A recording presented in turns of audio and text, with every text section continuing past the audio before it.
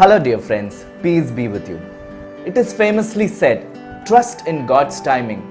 It is better to wait for a while and have things fall into place rather than rush and have things fall apart. So what is the significance of God's timing? Ecclesiastes 3:1 says, there is a time for everything and a season for every activity under the heavens. Certain things do not happen according to our timing because God is more concerned about the salvation of our soul. It is also said, be careful about rushing God's timing. You will never know who or what He is protecting you or saving you from. One of the greatest desires that I ever had was that I should get married before I turned 30 years old. This year, I turned 30 and my desire was not fulfilled. As I look back in retrospect, the last 3 years have been the most formative years of my life. I went to places that I never thought I would. I overcame my weaknesses and fears to grow in virtue. I identified my life's mission with Song on Fire Catholic Ministries, and more than anything, I was fueled with passion for the Catholic Church and the Catholic faith. So there is a purpose why I did not get married according to the time in my watch. Ecclesiastes 3:11 says, God makes everything beautiful according to His own good time. Today I am overjoyed to introduce to all of you Ammu, a native Indian but now living in the United States. She was a Jesus Youth full-timer and also the member of the service team which was responsible for building the Jesus Youth community in Chennai. She and I have worked together in various Jesus Youth ministries and I've always admired her passion and commitment to the purposes of God. She had to wait a significant time before getting married to Alex. She had to face pressures from her family, indifferent attitude from the society, and challenges from her own prejudice. So sit back and enjoy this interview as Ammu shares her waiting journey with God. God bless you.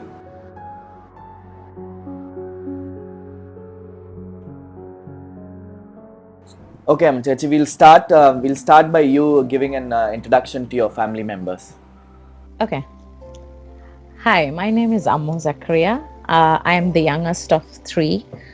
I have an elder brother and an elder sister, born and raised in a Catholic family, though I was Catholic for namesake, just a Sunday Christian. And it was during my graduation days that I met one of my friends in the hostel where I was staying who led me into a faith life.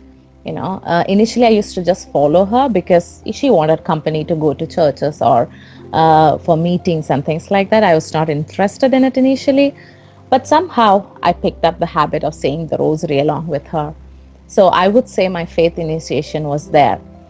Even though I was raised in a Catholic family, I will not say rigid, but practicing Catholic family. I never had that desire, a sincere desire to follow Christ or know about Him or to encounter His love.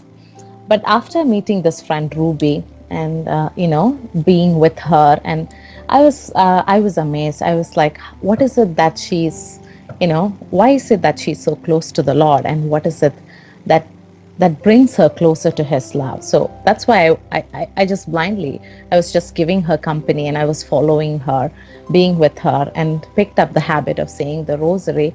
And as Pope John Paul said, through Mary to Jesus, I believe it was Mary who led me to Jesus. And during that time, I met this young bunch of youngsters on our campus. They belonged to this movement called Jesus Youth, and I got involved. I started going for the campus prayer groups, and Jesus Youth had this formation program called full-timership. And when I finished my graduation, they asked me, "Do you have a desire, to join this full-timership program?" And I was like, "Okay, yeah, why not?" And by then, I had that, there was this desire. I want to know Christ more. Kind of desire was there. So I took their training, and I was a full-timer for almost a year in the state called Maharashtra. And after my full-timership, I went to Chennai I went to Chennai for my higher studies and continued my involvement with Jesus Youth. So But Jesus Youth actually, Amuchechi, so how was your experience in that 1 year of commitment that you took in Maharashtra? Did it really help form your faith and your character?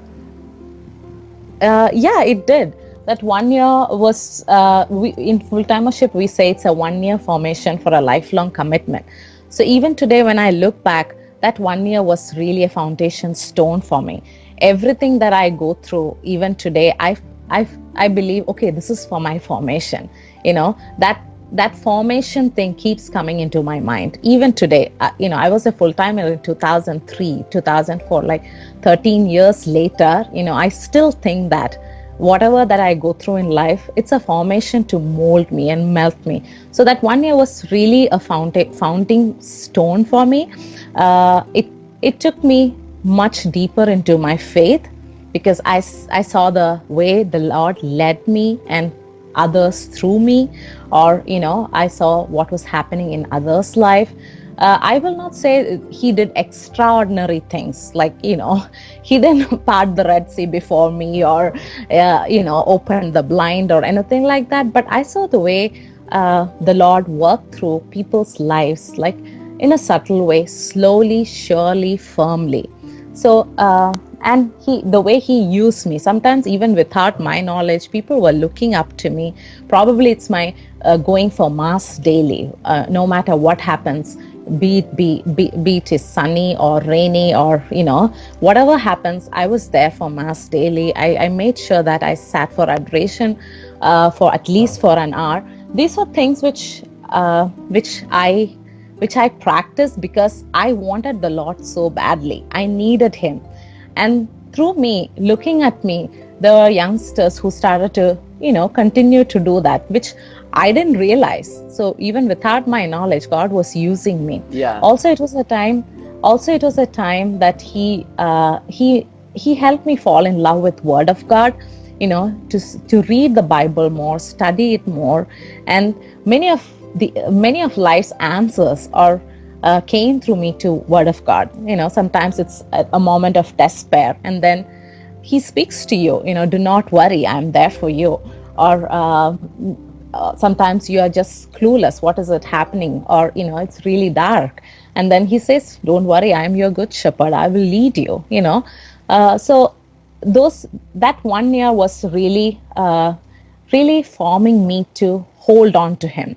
But I will not say that 1 year was the best in my life. No, because after that came a lot of struggles and trials, which when I look back, that 1 year helped me to overcome these things. So if that time wasn't there, I don't think I would have learned how to tackle these things or face it, because that 1 year gave me the trust, gave me the hope and firm faith that he is there and he is leading me. Yeah, just to go a little back, Amuchechi, so a lot of people ask me to ask you this question: how did you actually discern? Because taking a 1 year commitment as a full timer is a very difficult decision for any youngster to take. So what motivated you to take that decision? So while getting involved with Jesus Youth, people ask me, in fact, full timer to Bangalore at that time was Brighty Chechi, and Brighty, she asked me whether I would like to go for full timership. And I thought, oh, why not? Maybe I should. Then I told my parents about it, but my parents were really surprised by that, because I was more of a worldly and a rebellious, very self-centered, selfish kind of a girl. So they never expected me to go a spiritual way. It was really a shock for them. But they weren't really keen about it, honestly. My dad didn't accept this Jesus Youth thing, at least for a long time. He couldn't accept it for some reason. So while still studying in Bangalore, it was my final year, and after my studies, after my exam, I'll have to go for the training. So I made the decision, but there was always this confusion or kind of a doubt. Is it right? Should I go or should I not? I have the desire, I need to go, but my parents are against us, and what do I do? So that was when my brother visited me, and he told me what I am doing is really utter stupidity, because this is a very competitive world. if you go for full-timership, you're going to lose a year. So why don't you go ahead, do your higher studies, get a job, settle, and then, when you're settled, and then you can go about and do a lot of good things. And he quoted government officials and, others and rich people, and, they all do that. So, maybe you should also do that. Otherwise, now, what are you? You're just a student. You might lose out on a lot of opportunities if you go for it. So when I reached my room, I was like, what he said really makes sense. Yeah, if I come for full-timership, it is true that I'll lose a lot of things and, a lot of opportunities, but I have the desire, I have that strong desire to come. But what he said also makes sense. So what do I do, Lord? Answer me. And I prayed and opened the Bible, and there was this word of God which was underlined, and St. Paul clearly, and word of God really spoke to me. It said, woe to me if I do not preach the word of God. And as Hebrews says, it just struck me. It's really a double-edged sword. It just went deep into my heart, and I was convinced at that moment. There was no doubt I am going for it, no matter what people say, what my family say, or brothers say, or friends say. Woe to me if I do not preach the word. The word of God was so strong that it convinced my heart, and it took away all my doubts. So that's how I went for full-timership. So after your full-timership, you came to Chennai to start working? No, after my full-timership, I came to Chennai for my higher studies. I did my master's in communication there, and after 2 years of master's, I joined Indian Express as a content editor, and I worked with Express for 4 years, and then I moved back to Kerala. So that was the time that you were also involved in a lot of Jesus Youth activities in Chennai. That's where I also met you. Yes. That's where I had the privilege of meeting you. So, Ammu, you also said that, after you finished your full-timership, you were also seriously discerning your vocation to become a nun. And could you tell me how your spiritual director helped you in that discernment process, and finally, how did you take the decision? Yeah, so after full-timership, I was full of love for Jesus. I was like, I want to give my life to you, Lord. I want everything for you. I was really in love with the Lord. And I told my spiritual director, I'm going to join a cloister convent. I want to be a nun. I want to sit with the Lord and adore him forever and ever and ever. So he said, wait, hold on, probably you're going for your higher studies now. So take this 2 years as a discernment process, After 2 years, if you still have that strong desire for the Lord, then go for it, So let's see. But after 2 years, I realized, no, that was just my initial excitement. I met a lot of interesting men between these 2 years, and I decided I would rather get married. I'm not saying Jesus is not interesting. He was really interesting. But but that's how I waited. And not only that 2 years also helped me realize that decisions, when it comes to decisions, it's always good to wait for his time. You are never wasting your time by waiting. You're just submitting to his will. So you started working with Indian Express, and you also were involved in a lot of ministry activities. But was there any time marriage was in your mind during this time? So after getting a job with Express, my parents wanted to start the wedding process. So in Kerala, once you finish your graduation, once you get a job, the next step is marriage. There's nothing, there's nothing other than that. So once I got a job, my parents also wanted to, start looking out for boys for me, because that's how everybody does that, So I told my parents, I'm just fresh out of college, so give me some time, maybe at least a year, and then we will look out for jobs, for proposals. So they agreed, and but then after a year or two, they again, brought up. In between, they kept asking people and searching and things like that. But honestly, I wasn't ready because I was so young. I was just 21, 22 maybe, and it was never in my mind. I didn't want to get married because I wanted to explore the world. I wanted to hang out with my friends.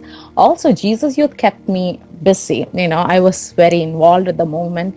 Chennai, that 6 years in Chennai was, especially 4 years while I was working, was really busy. I didn't even have a single free day. I had work and Jesus Youth and friends, just nothing else. So things kept me busy during those days, and I wasn't so keen on getting married at that time. But still, my parents, not friends, family, extended family members, continue their search for the spouse for me. Yeah. So after 6 years of your stay in Chennai, you eventually went back to Cochin, and you started Yes. working with another organization. So that is when marriage hit you. Yes, marriage didn't hit me. Yeah, so after Chennai, 6 years in Chennai, I felt it was time to move out. So I decided to go back to my hometown. So I took a break for almost like 6 months after resigning from Chennai. And during this break time, I thought, okay, so maybe it's time to get married. That's what my parents, keeps telling me. My family, extended family, keeps telling me. So let me listen to them. And so I was jobless those 6 months, and we were looking out for proposals. That's when I realized Kerala men doesn't appreciate jobless women. you know, you have to have some kind of a job to get married. So I was like, okay, so I have to get a job for the sake of marriage. So I mean, these are things people, family keep discussing. So you cannot be jobless, you have to get a job, then only you get married. So job is like a way for marriage. So I was like, I wasn't so keen on that because I was taking a break. I was relaxing. I really enjoyed my time. And I remember telling my mother, this is the time that I get to spend with you after, like, I don't know, I left home for my graduate studies, and I'm coming back after 10, 11 years. I don't think I might get another time like this. So my mother said, I just don't want to work. She said, no, don't say that. You have to get a job. Then only you'll get married. So you see how our society thinks. Everything is centered around marriage. There's nothing else.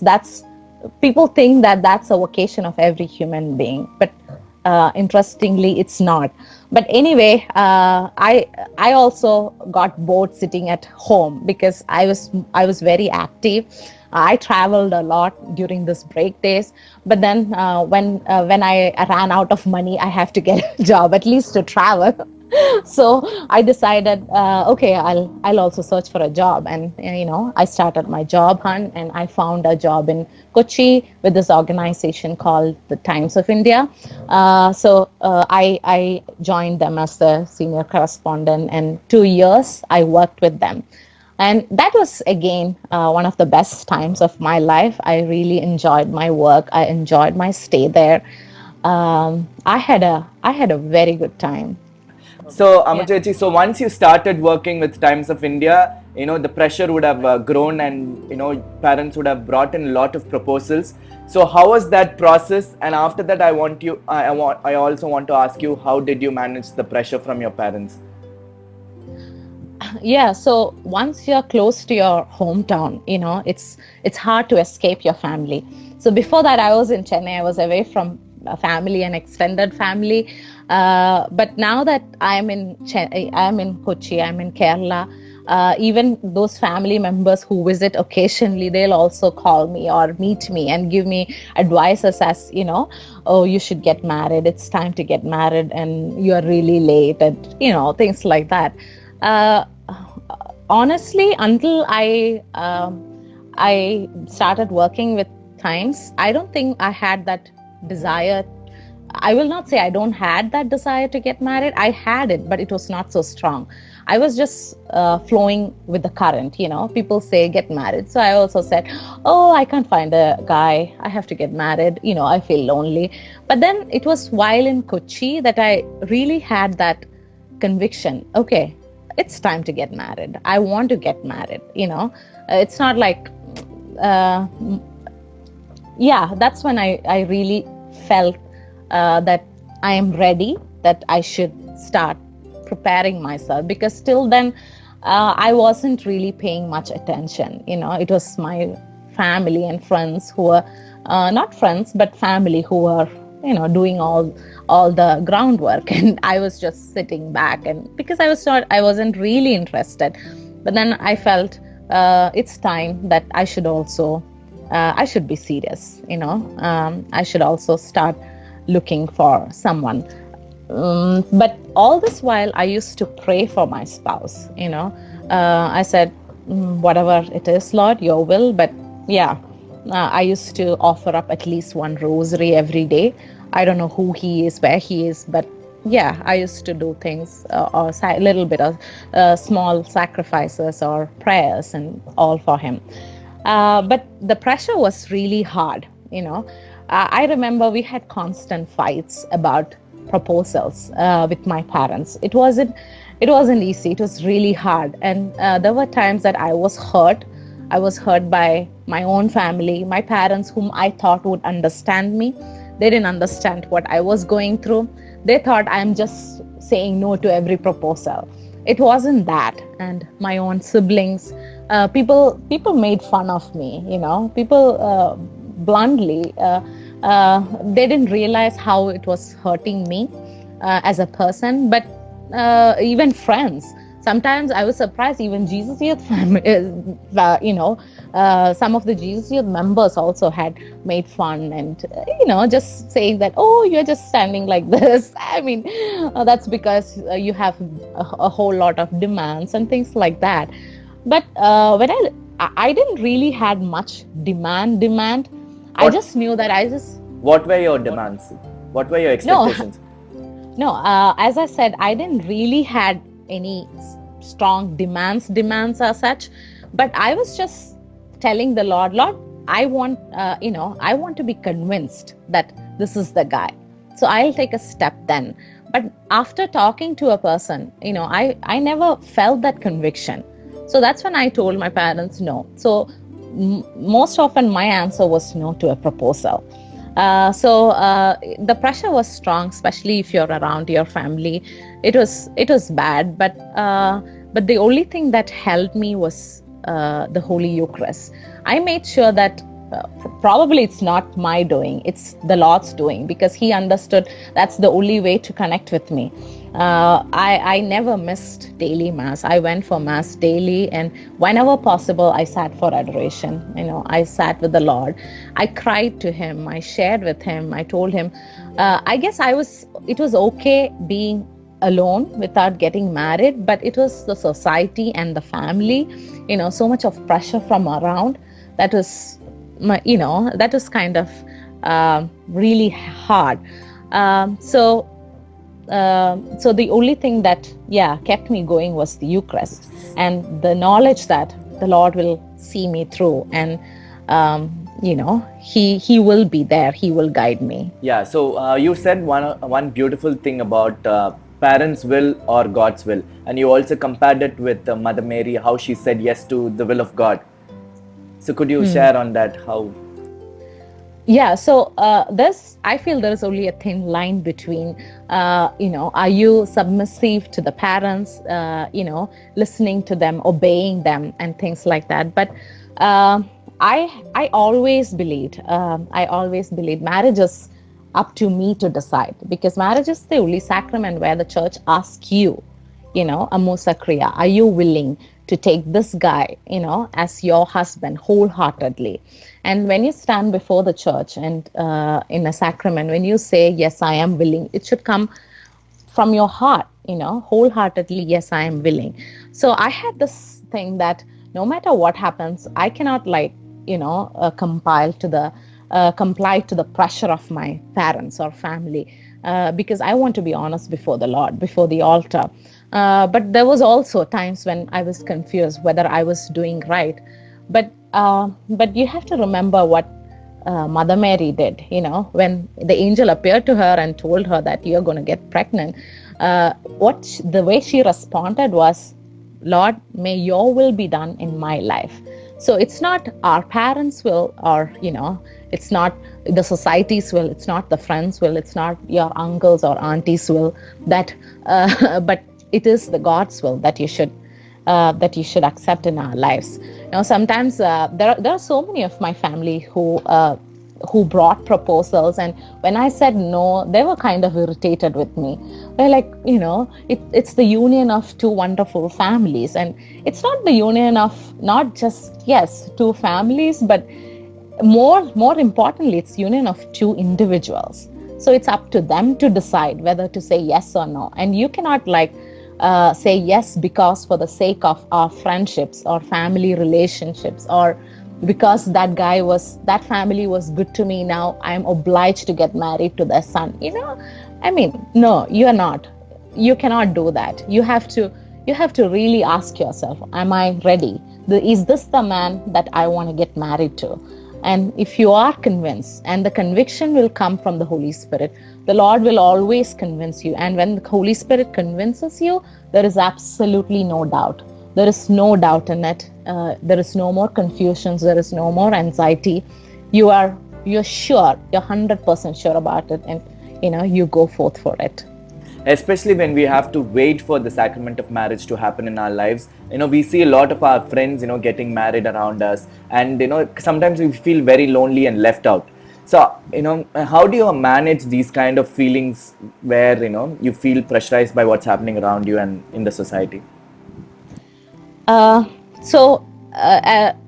According to Indian standards, I married really late. I married when I was 30.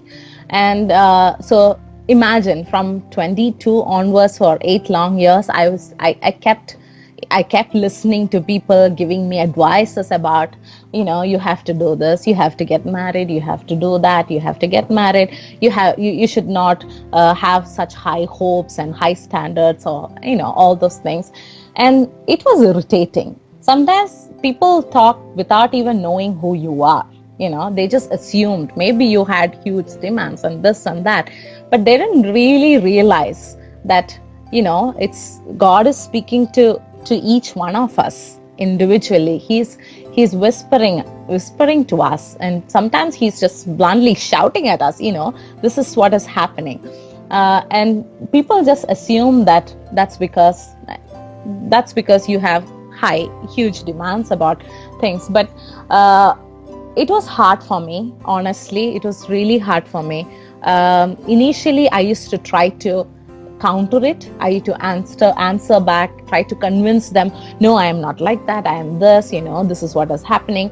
But then after a point, I realized there is no point in convincing others. There's no point in answering back, or trying to win an argument.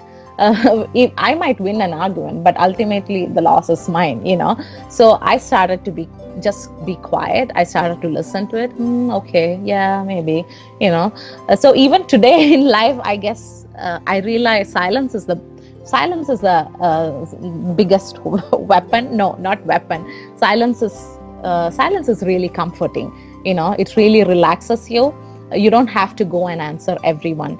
But as I said, I really tackled it only by God's grace, only because of prayer and my daily time with Him.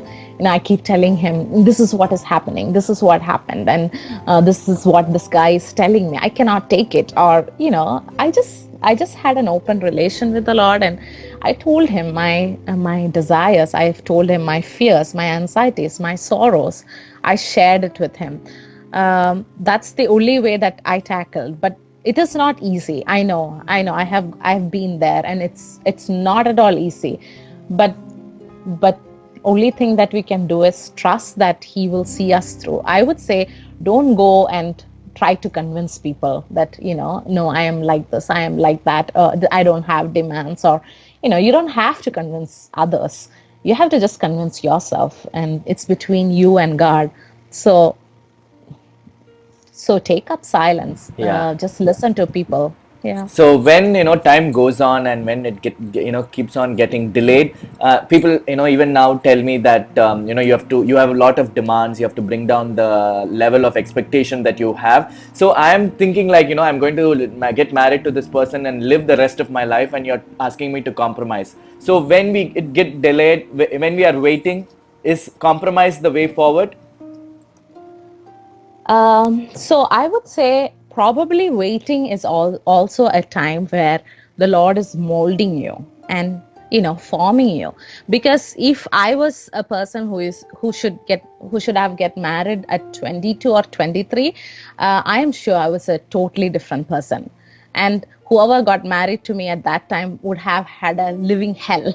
you know because I was so strict and rigid, and this has to be this way, no other way, that kind of things. When it comes to faith, very especially, I will not let go. No, this is not, no, that is wrong, nothing beyond that, that kind of thing. But over the years, the Lord really mold me and shape me, so that I will be perfect for Alex. Alex is my husband, the way it should be. But so one simple example is, I remember initially I didn't want a guy who was smoking and drinking. So in Kerala culture, smoking and drinking is like really bad. If the boy smokes or the boy drinks, he's a bad boy. But he's not. Every Mallu drinks, right? Yeah. Every Malayali drinks. Yes. Not just Malayalis, even everyone drinks. Okay. Yeah. So I was like that. So there was this proposal which came, and I liked the proposal. But the only problem that I figured was, oh, that guy drinks. I cannot stand it. I don't want a guy who drinks. So I was telling my elder about it, and my elder got so irritated. She said, Ammu, smoking and drinking is not the ultimate problems in life. There are much things beyond that, especially in marriage. So look beyond those things. And also, if that's the guy the Lord is bringing you to, what can I say? He will wait until you are ready for him. So it's not compromise, but also I guess you should have that openness to accept whoever this guy is. So I see my own husband, and I see that there are a lot of things. If it would have been like 5 or 6 years ago, he came into my life, I wouldn't have accepted. No, this is not unacceptable for me. This character is, I don't like this character. But I don't know. Over the years, he gave me a heart to accept things, accept people the way they are, or accept whoever is given to you. I remember going for a marriage preparation course, a retreat, and there the priest asked all of us, so the Lord is going to give you a person, who has some kind of bad qualities. What will you do? Are you going to pray and change it, or what are you going to do? So all of us said, we will pray, say the rosary, and pray that it be removed from his life and he be a good guy. There's only one girl among that, 30, 40 people who said, it's okay, let it be there. And the priest said, you're going to be a good wife. So he was telling us that in marriage, your aim is not to change the other person. You are not there to change your spouse. Don't think that you are the perfect. Because something you don't like doesn't mean that you have to change it. So I looked at it, and I realized, yeah. So when Alex came into my life, when I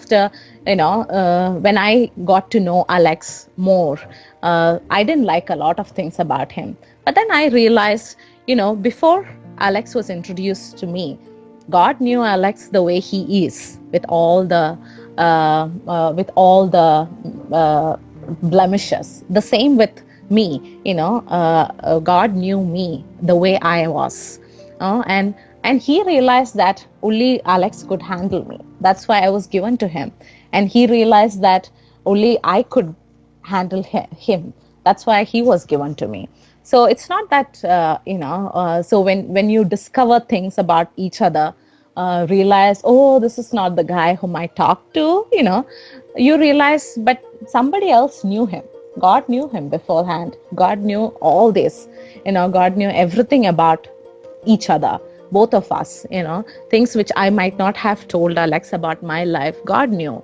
And if Alex came to know about it only after a while, and he realized, oh, he realized, that's okay, you were given to me. So the same with me, so all of us who are like preparing for marriage, I guess that's the thing. Know that there's someone whom God knows through and through. He knows every blemishes of that person, in and out, goodness and badness. And when you discover it later, it might not be easy for you, but then realize that God knew it even beforehand, and he knew that only you could handle it. That's why he was given to you. Also, simple examples like I am a very neat person. I like order, but Alex is absolutely orderless. He likes throwing things here and there and there. But if it would have been like 6 or 7 years back, I know that for sure I would pick up a fight with him every day, because I like neat spaces. I like order. But then today I'm like, oh, well, I like cleaning. So maybe I should do that. It brings perfect order. Like, he loves cooking, I am not so keen on cooking, but I like cleaning after cooking, whereas he doesn't like cleaning after cooking. So, it balances things. So I guess it's like that. Yeah, I also see that in Jose and Sharucheji, how they complement each other in their weaknesses and in their strength. So, then how did you go through each of these proposals? How was that, discernment process for each proposal? You would have gone through a lot of tension and stress, right? Yes. So people bring these proposals to you and say, oh, this guy is really good. This family is really good. You should look into it. Sometimes people even say you should say yes to it. The moment they say that, I have a red flag. No, I'm going to say no to it. Then that kind of attitude, because I don't like, when it comes to marriage, I don't like somebody else taking a decision for me. So as I said, mine was a late marriage. Also, I was a late entry to my parents. So I am a fruit of their old age. And my parents are already old. They were in the 70s. And people used to comment that, before your parents die, you should get married. Then they will be happy. And, first of all, if they die, they die, and wherever they are, they're not going to worry about my marriage. It's a different state. But I felt that I cannot get married for the sake of my old family, my old parents.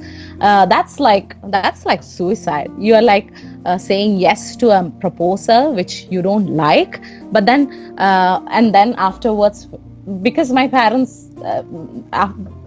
are already old, and if something happens to them, they can die peacefully. But what about me? For the rest of my life, I will have to be in an unhappy marriage. Also, when you stand before the altar telling the Lord, yes, this is the guy I'm accepting, you are actually lying to the Lord. You're lying to the church. You're lying to the whole congregation when you say that I will accept him. You are accepting him for the sake of your old parents, for the sake of the pressure from your extended family. So I was sure that I will not do that. I don't want to be emotionally blackmailed and get involved in a marriage which I don't like.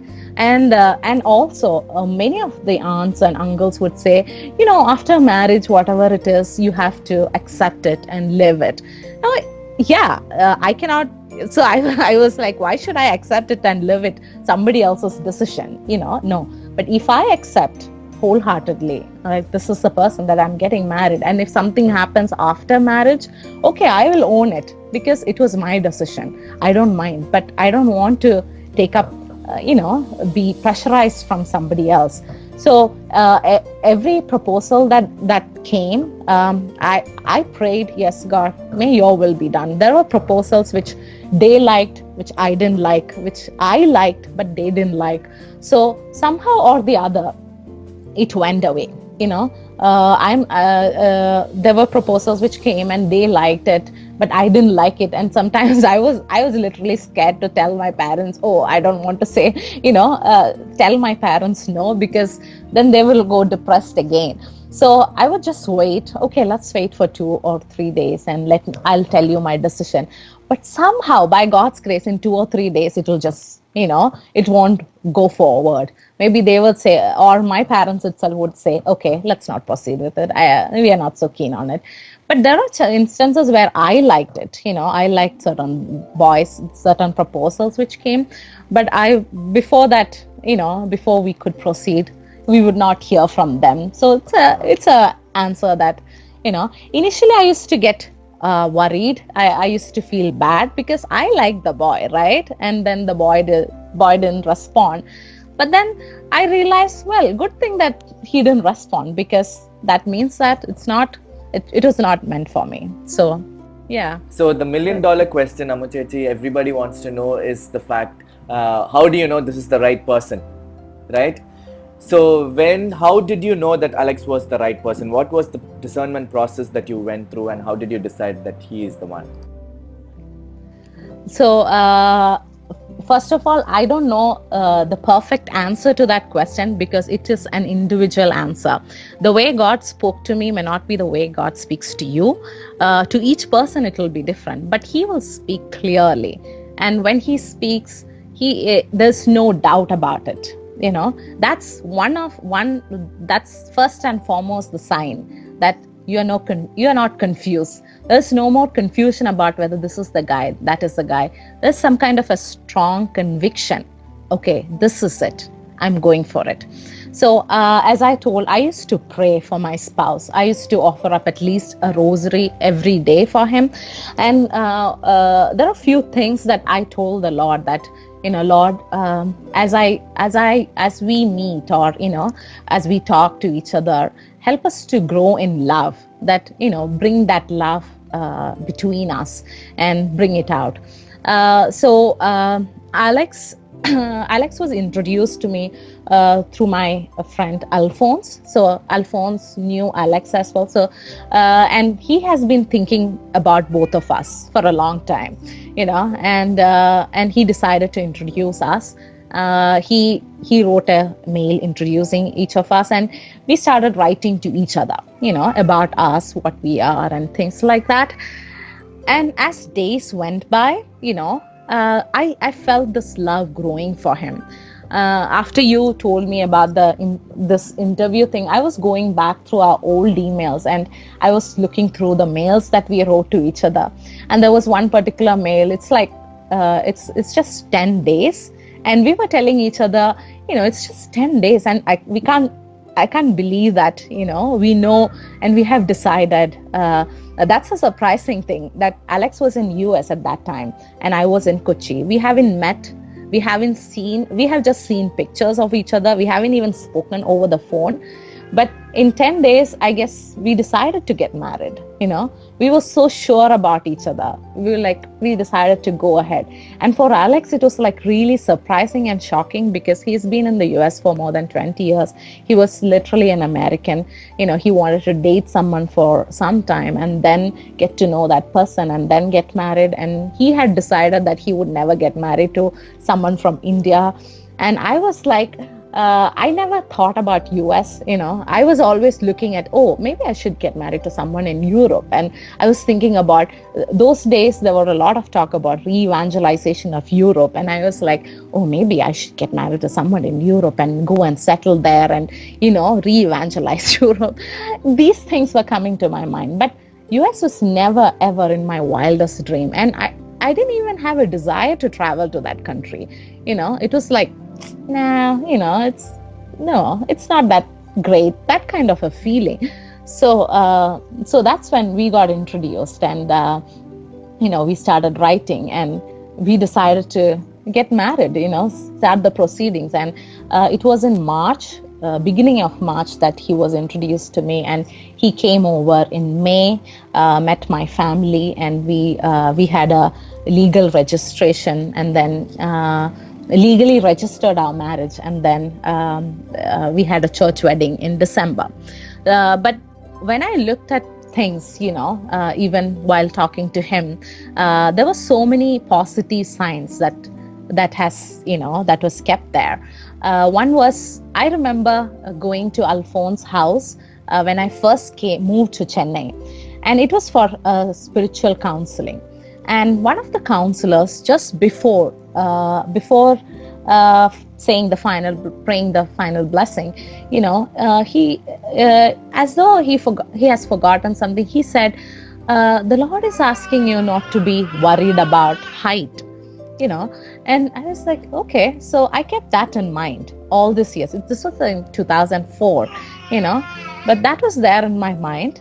And then after when people came to know that so Alex is Eddie Chatton's brother. Eddie Chatton is one of the senior Jesus Youth leaders. So Eddie Chatton is shorter than me. So when people came to know that Alex is Eddie Chatton's brother, the first thing they asked was, "But he will be shorter than you." And I was like, oh yeah. So, and I'm thinking, but is that a problem? And this came to my mind years ago when as I was about to leave, a counselor is telling me, he's asking you not to worry about height.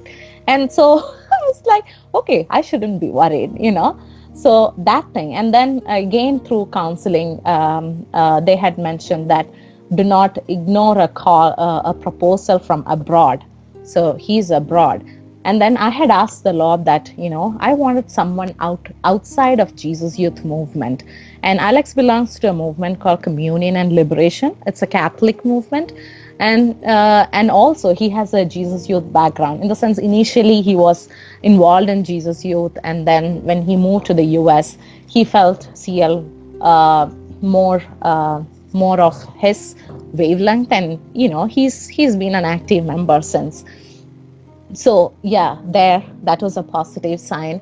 And I also look at the little interesting things. I also wanted to get married into a big family because my father, they are 12. My mother is like 6. My brother got married from a family of 11. My sister got married into 8.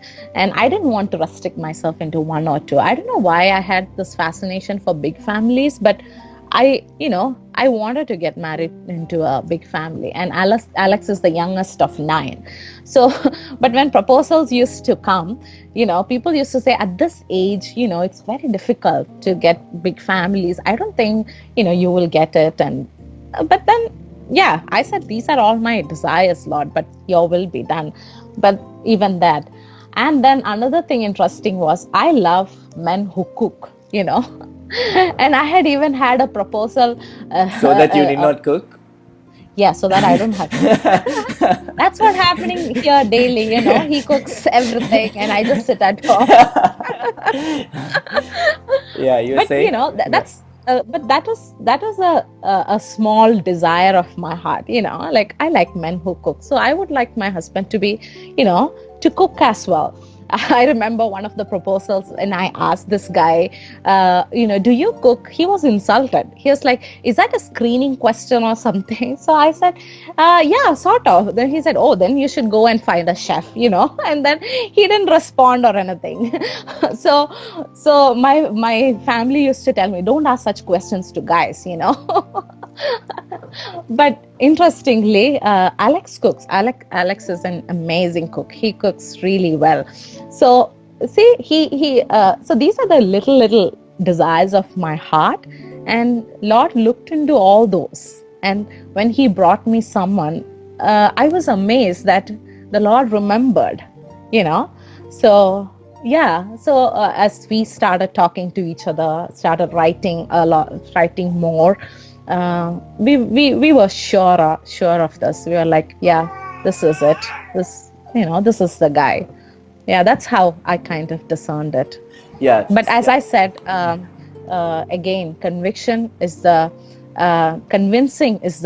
work of the Holy Spirit. And when He says, this is the guy, there is absolutely no doubt there. So out of all the conventional and unconventional process in order for you to find the life partner, you found your life partner through mailing. through, I will not say through mailing, it was through a friend, Okay. because Alphonse was the one who introduced us. Yeah. But we got to know each other more through emails. Yes. So now looking back, Ammu Chechi, so as you said, according to Indian standards, 30 is really late. But why do you think that God made you wait for such a long time? I have no idea. I don't know why. But then those wait was, even though it was longer, it was sweet, because during that time I got to enjoy life a lot. I'm not saying I'm not enjoying life now. I enjoy it in a different level now. But as a single woman, I had good friends, good set of friends. I had a good job, and I got to travel a lot. Also, as I mentioned earlier, probably it was also a time where God was shaping me, molding me for this one person, preparing me for him, so I like to think it that way. Probably he was preparing me, but otherwise, I don't know what exactly the answer could be. Why? Because the thoughts of his thoughts are different from ours. As far as the sky is from the earth, so different is his ways. So last question, Ammu Chechi. So there are so many girls who are waiting to enter the sacrament of marriage. Some people at the right age, some people not at the right age. It's a little late for them. So what would you tell them? What are the things that they can actually do in this time of waiting?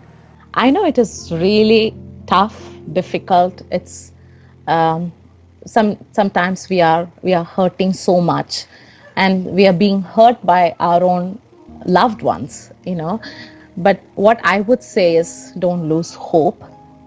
There's some kind of a purpose in this waiting, and the most powerful prayer during this time is, Lord, in my wait, may your will be done, because during this time he might do wonderful things in your life. Maybe he's preparing you for the other person.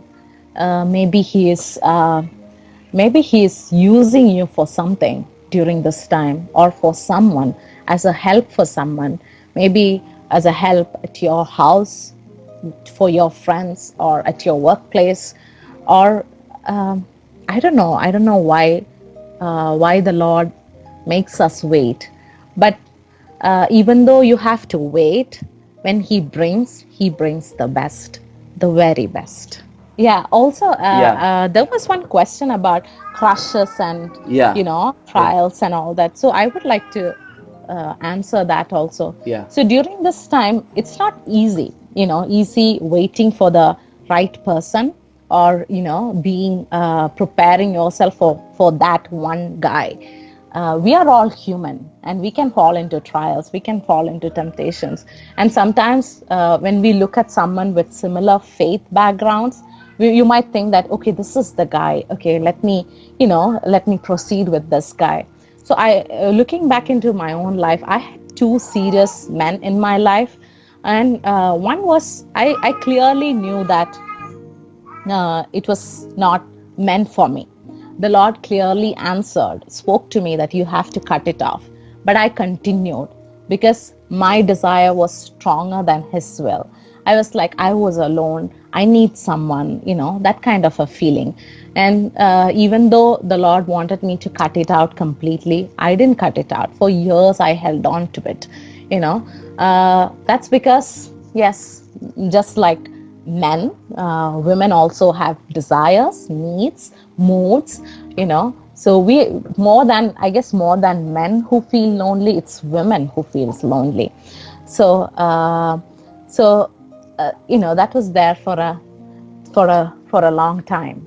I struggled coming out of that relationship. I don't know how long it took. It really took a long time. But what I saw, that even in my unfaithfulness, God remained faithful to me. He waited for me, and he still worked through me. People might think that, you did something wrong and the Lord is going to curse you, and, sin has touched you, and he's not going to use you, or you are not worthy for his kingdom.